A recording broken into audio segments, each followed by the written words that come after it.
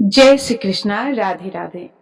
ऐसा कोई भी पाप नहीं है इस संपूर्ण विश्व में जो इस अधिक मास का पालन करके पुण्य श्रद्धा और निष्ठा से भगवान श्री हरि को समर्पित होकर उसे नष्ट न किया जा सके। हमारे शास्त्रों में बार बार वर्णन आता है कि यह पुरुषोत्तम मास के अंदर स्वयं भगवान श्री कृष्ण की शक्तियां छिपी हुई है और इसीलिए यह अत्यंत शक्तिशाली मास है जो हमारे जघन्य पापों को भी एक क्षण में भस्म कर देने की क्षमता रखता है। और इसी अधिक मास या पुरुषोत्तम मास की प्रातः काल बेला में आप सबका स्वागत है। तो प्रिय श्रोताओं, आज इस समय आप भागवत पुराण से ली गई इन सुंदर कथाओं का श्रवण करने के लिए यहाँ पर उपस्थित हुए हैं और यह देखकर परम भगवान पुरुषोत्तम अवश्य ही आपके ऊपर प्रसन्न हो रहे होंगे। तो चलिए, इस समय हम श्रवण कर रहे हैं पुरुषोत्तम मास की सुंदर पौराणिक कथाओं को। तो आइए हमारी इसी कथा श्रृंखला को आगे बढ़ाते हैं और सुनते हैं आज की अधिक मास व्रत कथा। देवर्षि नारद मुनि ने भगवान श्री हरि से पूछा, हे महाभाग, चरणों में पड़े हुए अधिक मास को भगवान श्री कृष्ण ने क्या उत्तर दिया था और उससे क्या क्या कहा था? यह संपूर्ण वृतांत कृपया करके आप मुझे विस्तार से सुनाइए।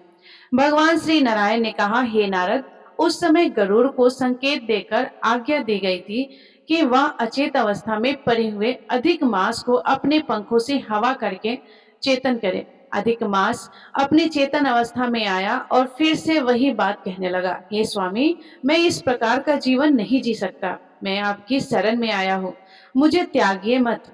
यह सुनकर भगवान ऋषिकेश अधिक मास से कहने लगे, हे पुत्र, अब तू शोक मत कर, उठ, मैं अवश्य तुम्हें इससे मुक्त करवाऊंगा। मुझे तुम्हारे दुख के निवारण हेतु एक युक्ति सूझी है। हे वत्स, तू मेरे साथ योगियों के को भी दुर्लभ ऐसे गोलोक वृंदावन में गोप जनों के मध्य में भगवान श्री कृष्ण मुरली मनोहर दीनानाथ भक्त वत्सल भगवान विराजमान है। वे भगवान श्री कृष्ण ही दुख हरण करने वाले हैं, वे ही तुम्हारा दुख दूर करेंगे।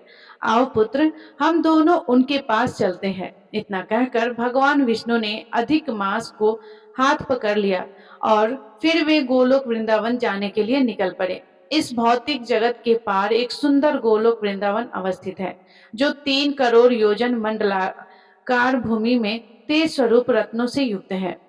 योगीगण इसे स्वप्न में भी नहीं देख सकते, केवल वैष्णव जन भगवान श्री कृष्ण के भक्त ही उसके बारे में जानते हैं और वे ही वहां पर पहुंच सकते हैं। वह आंधी, व्याधि, उपाधि, जरा, मृत्यु और शोक रहित और अगणित मंदिरों से सुशोभित है। गोलोक वृंदावन के दाईं ओर जो शिव लोक है, वहां भस्म रमाए हुए सर्पों का यज्ञोपवीत धारण करने वाले भगवान शिव अपने गणों के साथ रहते हैं।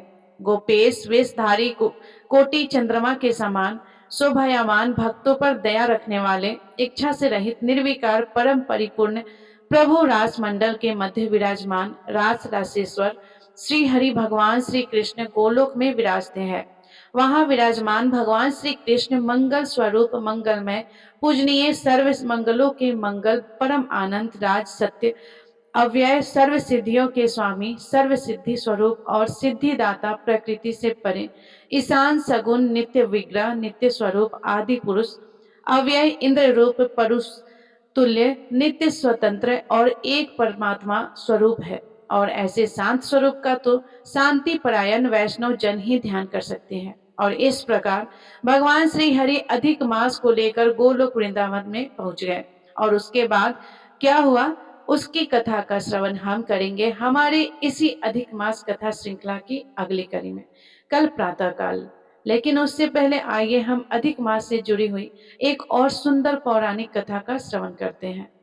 अत्यंत पवित्र पुरुषोत्तम मास में श्रीमद् भागवत कथा के पिछले भाग में हमने सुना कि किस प्रकार वृत्तासुर ने एक महान गौरवशाली मृत्यु को प्राप्त किया और भगवान का धाम भी प्राप्त किया। लेकिन क्या आपके मन में यह प्रश्न आया कि असुर कुल में जन्म होने के बाद भी वृत्तासुर भगवान का भक्त कैसे बना? ऐसा ही प्रश्न परीक्षित महाराज ने सुखदेव गोस्वामी से पूछा था। महाराज परीक्षित ने श्रील सुखदेव गोस्वामी से पूछा, हे ब्राह्मण देव, राजोगुण और तमोगुण में रहने के कारण सामान्य रूप से असुर पाप कार्यों में लिप्त रहते हैं, तो फिर वृत्तासुर को इतनी उच्च अवस्था कैसे प्राप्त हुई? इसके उत्तर में सुखदेव गोस्वामी कहते हैं, हे राजन, अब मैं आपको वह इतिहास बताऊंगा जो मैंने व्यास देव, नारद तथा देवल जैसे महान ऋषियों से सुना था। यह कहकर श्री सुखदेव गोस्वामी ने वृत्तासुर के पूर्व जन्म की कथा कहना प्रारंभ किया। यह उस समय की बात है जब चित्रकेतु नाम के एक महान पराक्रमी राजा सूरसेन प्रांतः से इस संपूर्ण पृथ्वी पर राज्य करते थे। महाराज चित्रकेतु का जन्म राज परिवार में हुआ था। वे अत्यंत विद्वान, ऐश्वर्यपूर्ण और धार्मिक स्वभाव के थे। उनकी 1 करोड़ रानियां होने के बाद भी महाराज चित्रकेतु संतान सुख से वंचित थे। पुत्र के अभाव में उन्हें अपना संपूर्ण पृथ्वी का राज और सुंदर रानियां भी सुख प्रदायक नहीं लगती थी। एक दिन ब्रह्मा जी के मानस पुत्र ऋषि अंगिरा उनके राज्य में पधारे। ऋषि को देखते ही राजा अपने आसन से उठ गए। उन्होंने ऋषि का यथोचित आदर सत्कार किया, उन्हें आसन प्रदान किया और भोजन एवं पेय पदार्थ अर्पित किए। राजा की विनम्रता को देखकर ऋषि अंगिरा अत्यंत प्रसन्न हुए। उन्होंने राजा से कहा, हे राजन, आशा है आपका शरीर और मन दोनों ही स्वस्थ होंगे और इसके साथ आपके अपने रक्षक और 7 अंग भी सुरक्षित होंगे। मैं देख पा रहा हूँ कि आपका मन असंतुष्ट और उद्ग्रह है।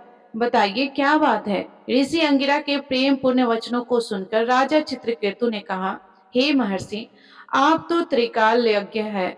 जिस प्रकार भूख और प्यास से व्याकुल व्यक्ति को सुगंधित पुष्पों के हार और चंदन का लेप कोई सुख नहीं देता, उसी प्रकार पुत्र के अभाव में पृथ्वी का यह निष्कंटक राज्य मुझे कोई सुख नहीं दे पा रहा है। हे ऋषिवर, कृपया हमें एक पुत्र प्रदान करके मुझे और मेरे पूर्वजों को नरक में गिरने से बचा लीजिए। राजा के प्रति दयालु ऋषि अंगिरा ने एक विशेष यज्ञ का आयोजन किया, जिसमें त्वष्टा देवता को खीर का भोग लगाया गया और उससे प्रसाद के रूप में उस राजा चित्रकेतु की पटरानी कृतति को दिया गया। उस समय ऋषि अंगिरा ने राजा से कहा, हे राजन, आपका यह पुत्र आपके हर्ष और शोक दोनों का कारण बनेगा, इसलिए उसका नाम होगा हर्ष शोक। इतना कहकर ऋषि वहां से चले गए। कुछ समय बाद रानी कृतति ने सुंदर राजकुमार को जन्म दिया। संपूर्ण राज्य में मानो खुशी की लहरें उठ गई। राजा चित्रकेतु की प्रशंसा की कोई सीमा नहीं रही। उन्होंने ब्राह्मणों को विपुल मात्रा में धन, सोना, चांदी, आभूषण और 60 करोड़ गाय दान में दी। सभी प्रजा को अपनी इच्छा अनुसार उपहार दिए।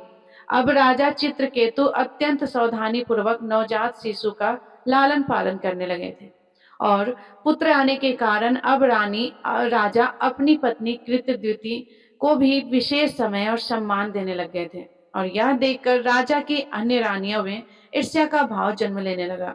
राजा उनके प्रति अब उपेक्षित रहने लगे थे। यह देखकर रानियां में इस पुत्र को लेकर ईर्ष्या इतनी तीव्र हो गई कि एक दिन उन सब ने मिलकर एक अत्यंत जघन्य पाप कृत्य कर दिए। एक दिन दोपहर के समय रानी कृतधुति अपने नवजात पुत्र को सुलाकर राजमहल में टहल रही थी।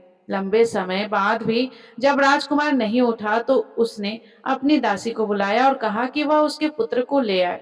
जब दासी उस नवजात बालक के पालने के पास पहुंची तो वह चिल्ला उठी। उसने देखा वह राजकुमार मृता प्राय पड़ा हुआ था और उसकी हत्या करने वाला और कोई नहीं अपितु राजा की ईर्ष्या से ग्रस्त अन्य रानियां थीं, जिन्होंने राजकुमार को विष दे दिया था। यह देखकर दासी जोर जोर से क्रदन करने लगी। बालक की मृत्यु का समाचार तीव्र गति से संपूर्ण राजमहल और राज्य में फैल गया। राजा चित्रकेतु और रानी कृतति ने अपने प्राण खो दिए। दोनों ही जमीन पर गिरकर क्रदन करने लगे। अपने भाग्य पर शोक करते हुए ऐसा लग रहा था मानो राजा चित्रकेतु इसी क्षण अपने प्राण त्याग देंगे। और उस समय ऋषि अंगिरा और देवर्षि नारद वहां राजा चित्रकेतु के पास आए। राजा अपने मृत पुत्र के पास स्वयं मृत की भांति लेटे हुए थे।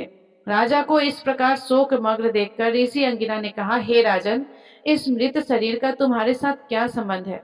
वास्तव में यह भौतिक संसार और सभी जीवात्माएं क्षण भंगुर है, इसीलिए पिता पुत्र के इस अस्थायी संबंध के लिए शोक मत करो। आप जैसे महान भागवत भक्त के लिए यह सर्वथा अनुचित है कि वह भौतिक वस्तु अथवा व्यक्ति के लिए इस प्रकार शोक करे। इस प्रकार ऋषि अंगिरा ने राजा को दिव्य ज्ञान देने का प्रयास किया और नारद मुनि ने सबके सामने अपनी योग शक्ति द्वारा उस मृत पुत्र में पुनः प्राण भर दिए। तब नारद मुनि ने उस पुत्र से कहा, हे जीव, यह देखो, तुम्हारे चले जाने से तुम्हारे माता पिता कितने शोकातुर हैं। यदि तुम चाहो तो इस शरीर में पुनः प्रवेश कर सकते हो और अपने परिवार सहित इस शेष जीवन का आनंद ले सकते हो। अब देखिए, नारद मुनि की यह वचन सुनकर राजा चित्रकेतु के उस मृत पुत्र के शरीर में प्रवेश करने के बाद वह जीवात्मा बोलने लगा, अपने पूर्व कर्म फलों के अनुसार मैं जीवात्मा एक शरीर से दूसरे शरीर में यात्रा कर रहा हूँ। मैंने देवताओं के शरीर से लेकर मनुष्य योनि में और पशु और वृक्ष के शरीर में भी प्रवेश किया है। यह लोग कौन से जन्म में मेरे माता पिता थे। वास्तव में जीवात्मा का किसी भी माता पिता से कोई संबंध नहीं होता, इसलिए उसे इस बात का शोक नहीं करना चाहिए। इस प्रकार उपदेश देकर वह जीवात्मा फिर से उस शरीर को छोड़कर चली गई। जब राजा चित्रकेतु और रानी कृतधुति ने यह दिव्य ज्ञान का उपदेश सुना तो उनका मन कुछ शांत हुआ और उन्होंने शोक करना बंद किया। राजा ने ब्राह्मणों के निर्देशन में अपने पुत्र के अंतिम संस्कार किए, अपने पितरों को तर्पण दिया और फिर ऋषि अंगिरा एवं नारद मुनि की विशेष पूजा की। राजा का इस प्रकार व्यवहार देखकर नारद मुनि ने राजा चित्रकेतु को परम भगवान श्री हरि का एक विशेष मंत्र प्रदान किया। ओम नमस्तुभ्यं भगवते वासुदेवाय धीमहि प्रद्युम्नाय निरुद्धाय नमः संकर्षणाय च नमो विज्ञान मंत्राय परमानंद मूर्तये आत्मा रमाय सताय निवत दैत्व दृश्य। महाराज चित्रकेतु ने इस मंत्र का ध्यान पूर्वक उच्चारण करते हुए 1 सप्ताह तक केवल जल पर उपवास किया और 1 सप्ताह बाद इसके फलस्वरूप उन्हें विद्याधर लोक का साम्राज्य प्राप्त हुआ और इसी मंत्र के प्रभाव से महाराज चित्रकेतु को कुछ दिनों पश्चात भगवान अनंत देव का आश्रय प्राप्त हुआ। उन्होंने देखा कि साक्षात भगवान शेष उनके समक्ष उपस्थित है। उनके देह का रंग कमल पुष्पों की तंतुओं के समान श्वेत था और उन्होंने नीचे नीले वस्त्र धारण किए हुए थे। वे मंद स्मित कर रहे थे और सनत कुमार इत्यादि ऋषिगण उनके आसपास उनका स्तुति गान कर रहे थे। भगवान अनंत देव का दर्शन करते ही राजा चित्रकेतु के समस्त भौतिक कलमकस धूल गए और फिर उन्होंने भगवान सकर्षण का स्तुति गान किया। उनकी प्रार्थनाओं से प्रसन्न भगवान सकर्षण ने राजा चित्रकेतु से कहा, हे राजन महर्षि, नारद और ऋषि अंगिरा के निर्देशों का पालन करने से समस्त दिव्य ज्ञान आपके हृदय में प्रकाशित हो चुका है और इसी के फलस्वरूप आप मेरा प्रत्यक्ष दर्शन कर पा रहे हैं। यदि आप भौतिक भोगों से अनासक्त रहकर भक्तिमय जीवन के सार को समझ जाएंगे तो इसी जीवन काल में आपको मेरा शाश्वत संग प्राप्त होगा और जीवन की परमोच्च पूर्णता प्राप्त कर पाएंगे। इतना कहकर भगवान सकर्षण अंतर्ध्यान हो गए और इस प्रकार अब महाराज चित्रकेतु विद्याधरों के राजा नियुक्त हुए और भगवान विष्णु द्वारा दिए गए विमान में बैठकर संपूर्ण ब्रह्मांड की यात्राएं करने लगे। लेकिन अब आप सोच रहे होंगे कि यह तो महाराज चित्रकेतु की कथा थी, इसमें वृत्तासुर का क्या संबंध है? तो इसके विषय में हम आपको बताएंगे इसी कथा की अगली कड़ी में। लेकिन इस कथा के दूसरे भाग को सुनने के लिए आपको इस चैनल अनुपमा भक्तिमय को सब्सक्राइब करना होगा। तो जल्द ही नीचे जाकर सब्सक्राइब बटन पर क्लिक कीजिएगा और इस अधिक मास में प्रतिदिन श्रीमद् भागवत से 10 पुण्य कथाओं का आस्वादन करते रहिएगा।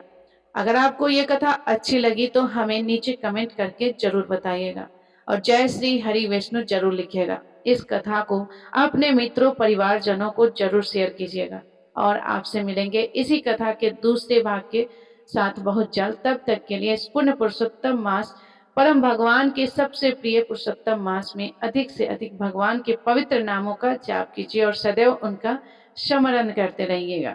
और मेरे प्रिय श्रोताओं, कथा अच्छी लगी हो तो वीडियो को लाइक जरूर कीजिएगा और कमेंट में जय श्री हरि विष्णु जरूर लिखिएगा, जिसे देखकर हमें और अच्छा लगता है और अच्छा से अच्छा वीडियो बनाने की हमें प्रेरणा मिलती है। धन्यवाद। जय श्री राधे।